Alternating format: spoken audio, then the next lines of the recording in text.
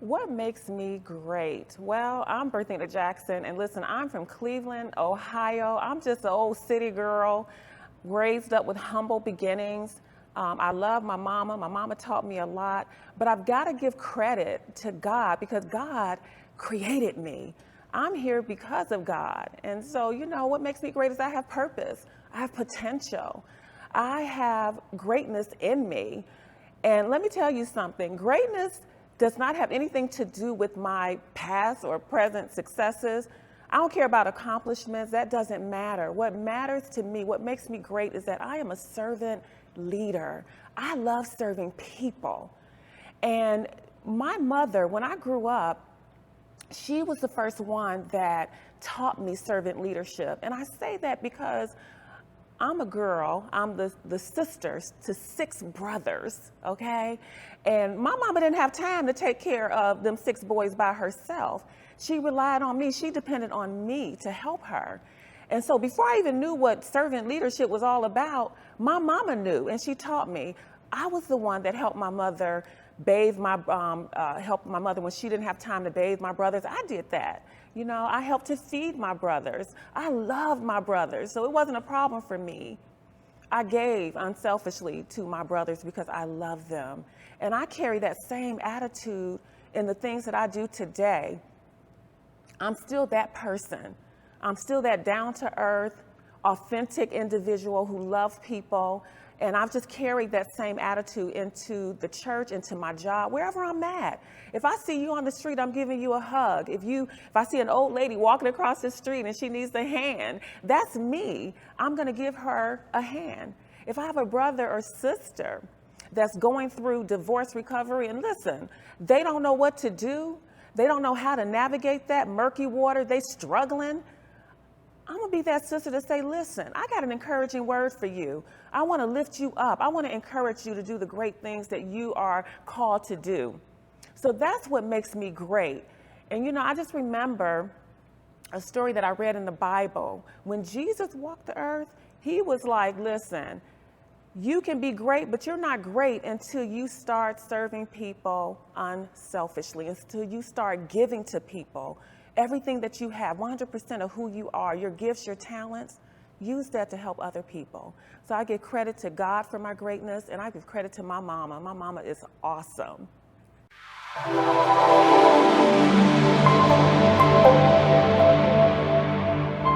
Wow, I have had many, many challenges in my life, too many to count, and not enough time to go through each and every one. But there is this one that really stands out for me that is just very pivotal. It's 1990, and I've just graduated from boot camp.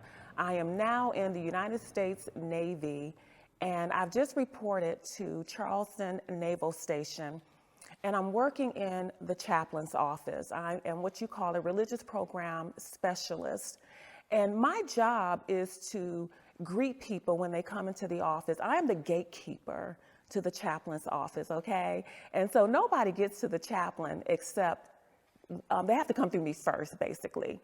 And I schedule appointments for the chaplains, and I take phone calls. So I have to be very courteous and very professional. So as I'm sitting at the front desk, there walks a young lady. She walks into the office, and this young lady has a black eye. Her arm is in a sling. She looks depressed, sad, and she looks pitiful. And I'm looking at her, and I can tell that she's been crying. Her eyes are bloodshot. And immediately, my heart goes out to her. And I found myself thinking, who did this to her? Who hurt this young woman who looked to be about my age? And I just felt so much compassion for her. So as I tried to focus on the job at hand, I needed to take her information so that I can get her in to see the chaplain. But as I'm studying her, it brought back a childhood memory when I was about maybe 11 or 12 years old. And I'm sitting outside, it's in the evening time, right before dark, and I'm sitting, and I literally saw this man drag this woman down the stairs onto the sidewalk, and he's beating her to a pulp. And I'm 11 or 12, and I'm seeing this, and I'm like, oh my gosh, I felt helpless. And so I flashed back to this young woman in the office, and I said, oh my gosh, I know she's being abused. But anyway, I take her back to see the chaplain. She comes out an hour later, and I'm thinking, before I even get a chance to even say anything to her, she's running out of the office. But the challenge for me came when I could either chase after her and get in trouble because I could be reprimanded for doing the chaplain's job. I could lose my promotion, my performance evaluation could go down the drain, or I could, basically stay and do what I was supposed to do and not run after her. Well, I followed my heart. I went after her because I knew that young lady needed words of encouragement. And right before she got to the exit of that building, I called her name. She turned around, she looked at me, and I said, listen, I don't know you. I don't know your story, but something about you reminds me of something I experienced in my childhood. And I want to let you know that God loves you, that whatever happened to you should not have happened. I want you to take my number, give me a call, and if you need to talk, I'm here for you. She looked me in the eyes, tears were rolling down her face. She gave me a hug, and she walked out the door.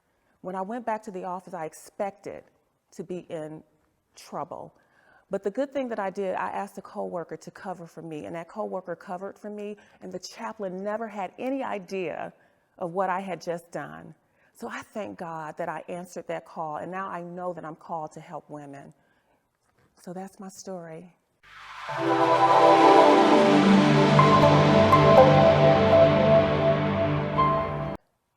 So, what lessons have I learned? Man, a lot. But I will say this one thing. I've learned that one is a whole number. Yes, I'm single now. I was married about 10 years ago. And I know what marriage is all about. I loved the institution of marriage. I was blessed to be married, loved it. And I'm not even coming against married people. But when I was married, I thought I had married the man of my life. I thought that this man was the one. Unfortunately, it didn't work out that way, and I had to divorce him. Why? Because he couldn't keep a job. He was addicted to drugs. He was a liar. He was very narcissistic. He was very toxic. And as much as I tried to work it out with him to resolve things, it just didn't work because he didn't want to change. I didn't sign up to be single. I didn't want to be single. I told God, take this from me, like I was meant to be a wife. So what's going on here? But nevertheless, I had to do what was best for me to maintain my sanity, to maintain my peace of mind. But I found out that one is a whole number. God put me in a place of singleness to show me that I don't have to be married to have purpose, to have potential, to fulfill my destiny. God showed me that you are somebody, whether you're married or you're single.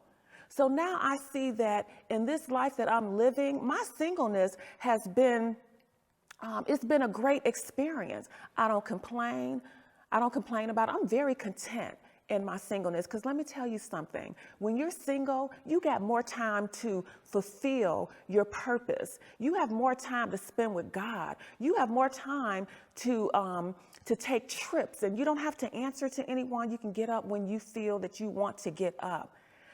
Because I'm single, I can give more to the community at large. I can give more time to my church. Listen, singleness has its perks. Don't sleep on singleness. Now listen, do I want to get remarried? Absolutely. But guess what? I am fine just the way I am until God sends me my divine husband. So for all my listeners, the people who are listening to this, know that just because you're single, you don't have to be relegated to the sidelines or sit on the back seat looking at the married person saying, I wish I could have that. Your time is going to come. Wait for it. But in the meantime, do what God has told you to do. Enjoy your singleness. It's a blessing. It's not a curse.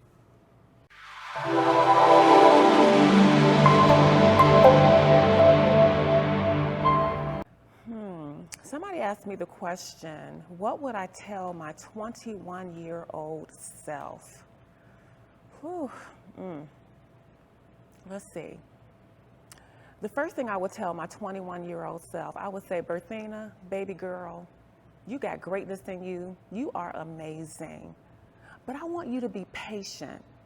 Don't rush life situations. Don't rush into success or marriage or having children. Take your time. Enjoy the journey. Make sure that you're making wise decisions before you jump into anything. I would also tell myself, take care of your health, exercise, eat right. Because right now you looking good, you fine, you in shape. But let me tell you something, baby. When you get to 40, 50 years old, your body is going to start giving out. And so you have to maintain good health and well-being. Don't ever stop doing that. The next thing I would tell my 21-year-old self, learn how to manage your budget, manage your money. Do some self-improvement. I mean, like, listen, talk to someone who knows about financial wealth, how to build wealth. Save your money. You ain't got to be like your other sister friends who are going out there spending their money on shoes and clothes that they don't need, paying all that money to get their hair done. Listen, you're going to have to learn to go to the consignment shop in the Goodwill to pick up some of them good finds and save your money. Learn to invest. Think about real estate. Think about long-term investments like buying a house. Okay, and everything else don't matter, because at the end of the day, when you get older, you don't want somebody to have to take care of you financially. And then another thing, I want you to give yourself some grace. And the reason why I tell you this is because there are going to come times when you have to make decisions. And you're not going to always make the decision, girl. Listen, I want you to remember that even if you make a bad decision, even if it's not right, it's okay. You learn from your mistakes. You learn that mistakes happen is part of the human experience, but you don't let that get you down. You don't let that destroy you. You keep pushing, you keep going, you get back up, you learn from it, and you move on. And then finally, I want to tell you to have faith in God. Stay connected, because He is your lifeline. God is going to be there when nobody else is going to be there. When you're going through hard times, when you're struggling, you're depressed, you're sad because things ain't going the way you want them to go, trust that God has your back. He is with you.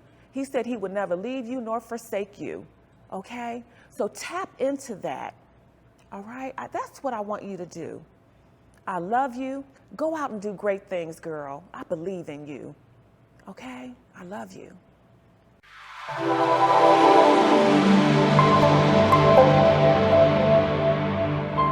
Hey everybody, listen, I am so excited.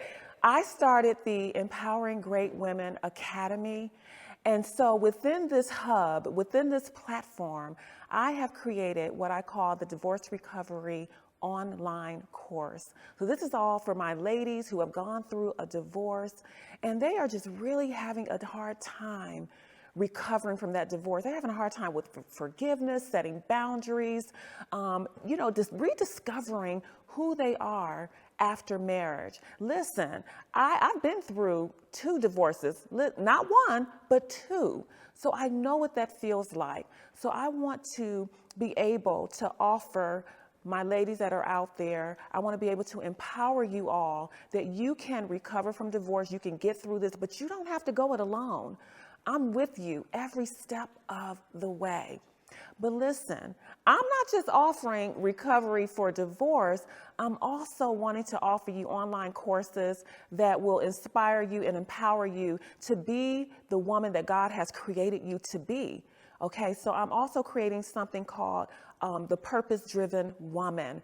And I really think this is going to help you to stay connected to who you are as a woman, to go out there to make a difference and an impact on the world for God. So there's that. And in the future, here's something else I hope to be able to offer to you. I want to be able to give you an annual conference. When we come together online and we chat it up, we check in with one another to see how you're doing. And then I'm going to be able to bring in guest speakers who are knowledgeable. They have the expertise. And it'll be a variety of topics that I feel that you will be able to relate to, something that's going to help you along this journey, something that's going to grow you intellectually, spiritually, mentally, in every area of your life. So that's exciting as well, right? And then there's one other thing I want to offer you. I want to be able to offer you an annual retreat. Come on now. I mean, that's going to be amazing. Women getting together in one place to have fun, to have that conversation, to talk about those deep things that are on our hearts. And we get that encouragement from other women. We get edified by other women. We get uplifted. And man, when we do that, we're on fire. We can do almost anything. We're unstoppable because together we can do it. With God, there's nothing that is impossible for us. So those are some of the things that I want to offer within the Empowering Great Women Academy.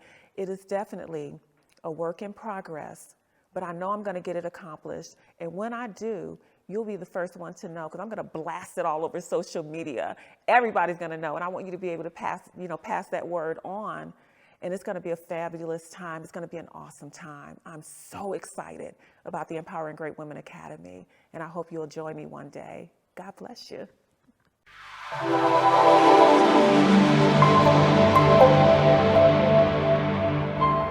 Why do people hire me? That's a good question.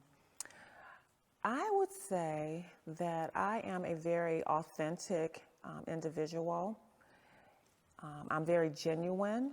I care about people. I care about your story. I care about what you're going through. I don't put on airs. I'm not fake. What you see is what you get. I'm also very trustworthy. And I say that because one of the things I learned as a chaplain's assistant is that you don't share people's confidential information. I was beholden to confidentiality. And so I learned in the military that when people come in with sensitive information, sensitive stories, that you don't go and blast that to the world. You don't share that with your friends. And so if you come to me and you sharing your story and you're sharing things that are very sensitive in nature, you don't have to worry about me sharing that information with someone. That's going to stay between you and me. And I also want to say this. When I was in my undergrad, I have a degree in social psychology. And so one of the things that I've learned is positive self-regard.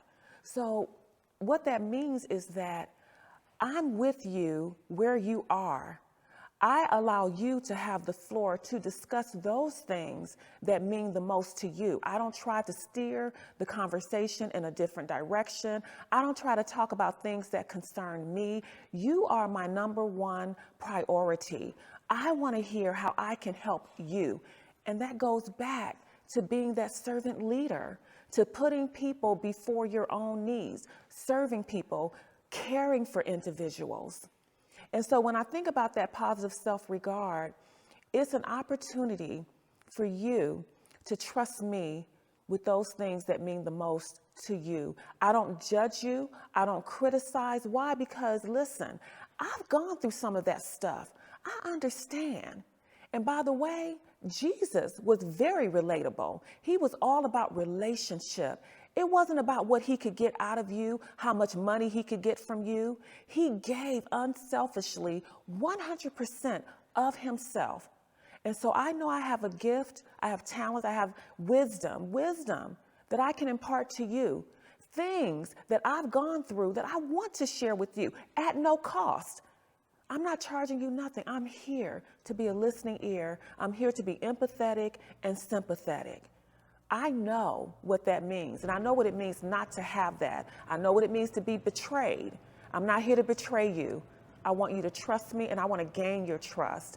I'm a woman of integrity, and that's how I'm going to treat you, with love, integrity, empathy, sympathy, all of that. I'm going to give you a hug when you need it. I'm going to help wipe them tears from your eyes, give you some toilet paper, say, here, girl, wipe them tears. God's got you, honey. You're going to make it through. That's what I want to do for you. Okay? So, yeah.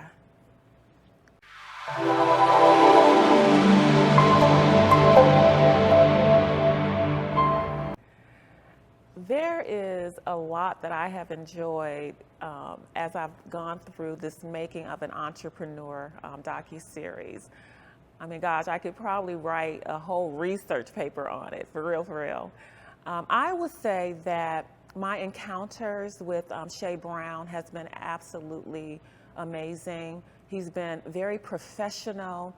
He's always made himself available for any questions that I've had. He's actually called me to say, Berthena, how are you doing?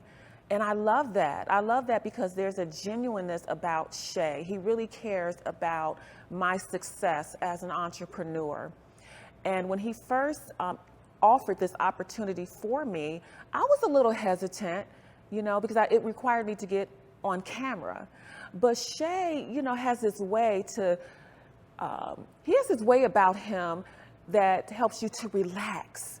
You know, to get rid of all those fears. He uplifts you, he encourages you, and he basically tells you that you can do this. Just be yourself, be natural.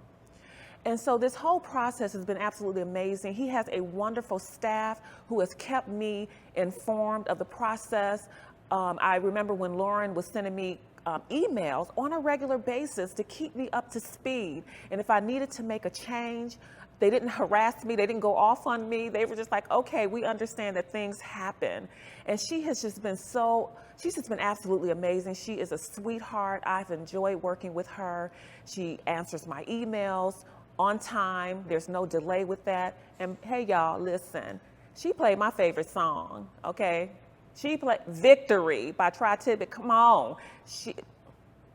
He's got some amazing staff. His photographers are amazing.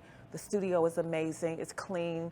They put you in the studio and they get started on time. So there's no delay. They're not wasting your time. I love it. I love it. And listen, if you get an opportunity to be on the Making of an Entrepreneur, if you ever get an opportunity to do a docuseries, go for it. You will not regret it. It is worth every penny. It's amazing. It's worth the time and effort. So I encourage you to do that.